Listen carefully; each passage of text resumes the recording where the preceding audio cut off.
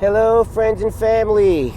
All right, to continue on with the series of messages to my 15-year-old self, we'll go with episode 2 today, and the subject is resources.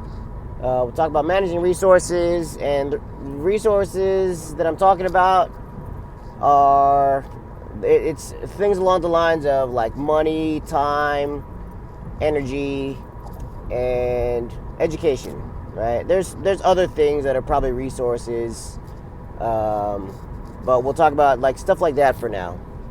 So I know as a 15-year-old, I thought that I was accumulating resources, but I didn't really know for what purpose yet. And I think that the way I was accumulating resources back then was just like accumulate what you can, and then the purpose will come later.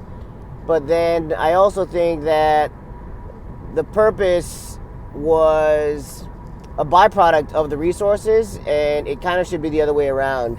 So, with regard to money, I would say I know as a 15-year-old, I was pretty materialistic. I only thought of money as a way to. I only thought of it as like I'm eventually at some point I'm gonna spend it. So why not spend it now on things that are right in front of my face? And I no longer think that. I've heard of this concept since then called compound interest, which I didn't know about as a 15-year-old, and I would say the earlier people figure that out, then the better. And then there's a few other ones that I probably could have took more advantage of, but I was pretty middle class. Like there was nothing upper class about my life, not at that time.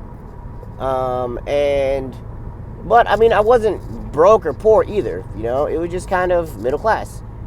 And I thought I at the time I thought I had to like kind of stay there, or this is what these type of people do, so I guess I'm just gonna do that. And I really boxed myself into certain limitations with regard to money. So I would say that money does not have to be the independent factor. Well, no, not necessarily. Money can follow other more important key aspects of life instead of things depending on money.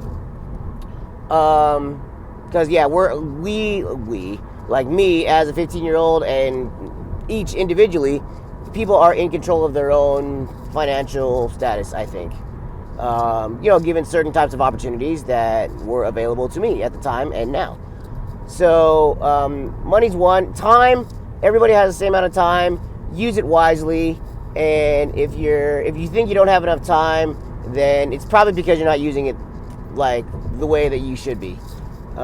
Because whoever you think is doing something, they like doing something that you want to, that you're not able to do, they have the same amount of time that you do.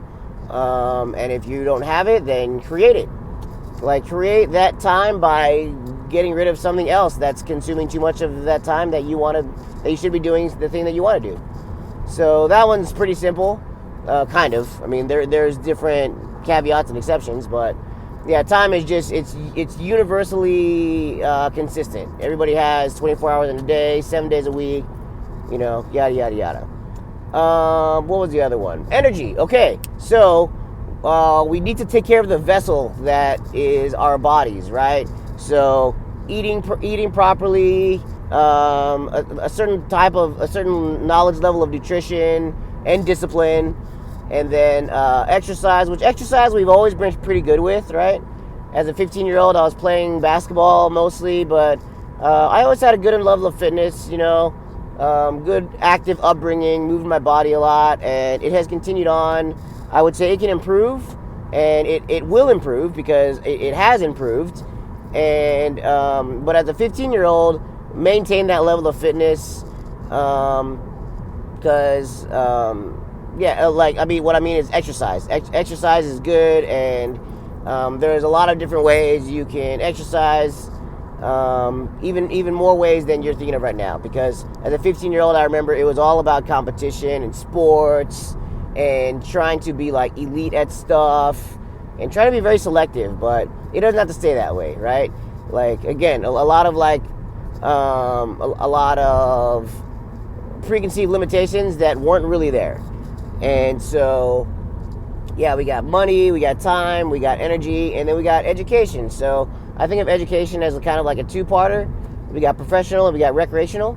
So on the professional side, study the things that you think would help you in your career field with monetization of your career, but also job satisfaction, which is something that we've kind of struggled with throughout the years.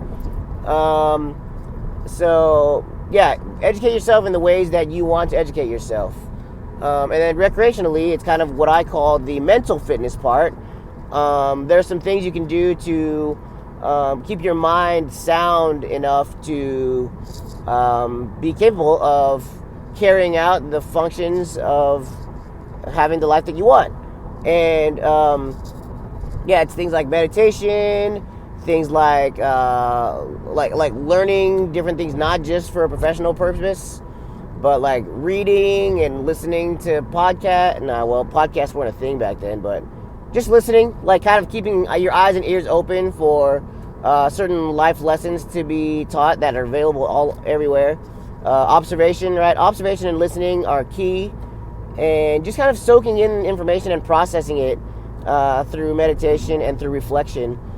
And then yeah, reading is something that I really wasn't into as a 15-year-old, and that's another thing that I feel like there's also some compound interest, like concepts, not with regard to money, but just with regard to the takeaways from reading. The types of books that I read now, I feel like, oh man, if I would have known some of this stuff back then it would have been awesome. It would have really impacted my life in a way that I can only dream of. Yeah, so I guess to sum up, take care of your money. You know, this is to my 15-year-old self. Take care of your money. Take care of your time. Take care of your energy. And take care of your education, both professionally and recreationally. And I think those things, those 4 resources, if you manage them properly and continue to manage them properly, then it could do wonders for us in the future. So, a little bit lengthy, but I think some good stuff in there. Thank you for listening.